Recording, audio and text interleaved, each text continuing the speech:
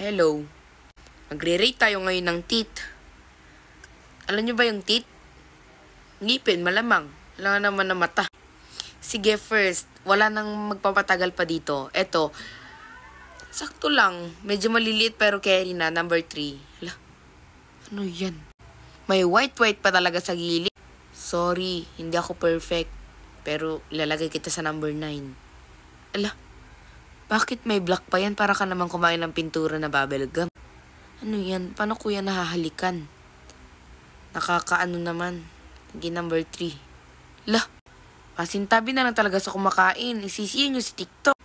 Grabe yung teeth. Bakit may black?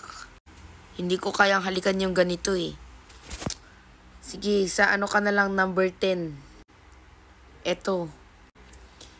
Ala. Eto. Number 7. Walang magagawa. Ala. Perfect! Number 2 ka lang kasi parang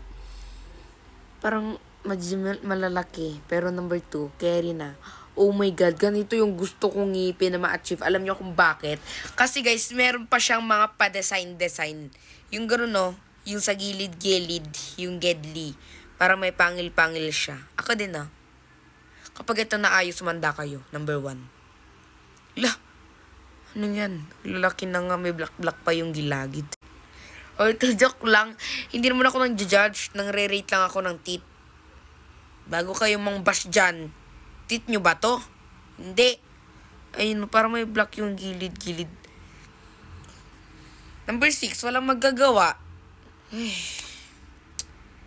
Wala, ito para naman siyang perfect. Pero parang hindi lang siya nag-brush.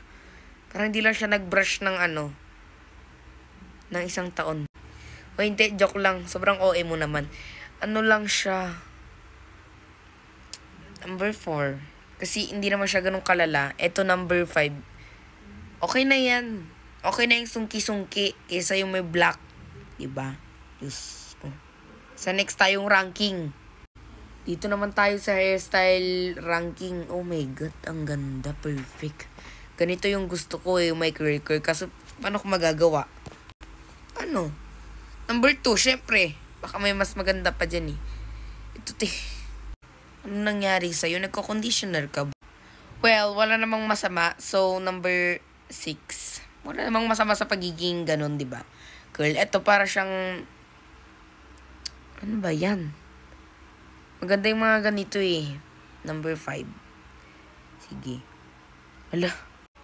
Isipin ko muna kung paano kung naging buhok ko yan. Parang carry naman. So, number 7.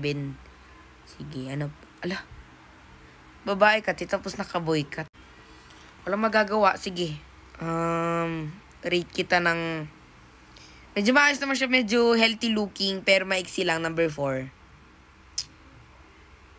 Ala. Ano pang gagawin? Number 1, syempre. Perfect ka dyan. Ito rin, no? Parang maganda rin siya kasi alam niyo kung bakit. Maiksi lang yung book niya pero maganda talaga siya deep inside. So, number 3. O, diba? Ito. Kaya pa naman to ng Kaya pa siya ng reband or treatment. Uso din magpa-reband. Huwag mo nga hayaang mano ka ng ganyan, ha? Magpa-reband din. Number 8. Lah. Parang na to yung pansit canton. Number 9. Ano pa bang choice? Sige. Lah. Ito kapag binasa mo siya para siyang waterproof. Ito, yung mga gantong buhok. Number 10.